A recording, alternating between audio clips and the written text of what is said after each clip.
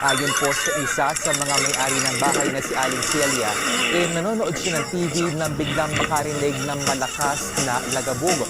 Yun pala gumuho na ang lupa. Agad siya nakalabas ng bahay pero saglit na natrap ang kanyang anak at apo sa buho. Nagtulong-tulong sila para mailabas ang dalawa. Narito ang pahayag ni Aling Celia. Gumanong bigla. Sabi ko, ano ba yun? Sabi ko ganun. Sinilip ko po yung pinto namin. Nakita ko na yung lupa. Andun na po.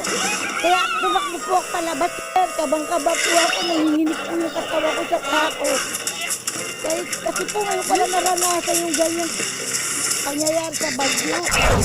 Ayon sa barangay, 4 na beses nagkaroon ng pagguho ng lupa rito pero kahapon ang pinakamalala dahil daw yan sa walang patid na pag-ulan na nagpalambot sa lupa. Wala pong nasaktan sa insidente pero nasa 200 residente ang kinailangan kong sapilitang iligas sa covered court ng barangay. Sa ngayon nga ay nilagyan na ng kordon itong area para iwas disgrasa. Sa ngayon kasi hindi pa sila pinapayagan na manatili rito dahil doon sa banta ng muling pagguho ng lupa.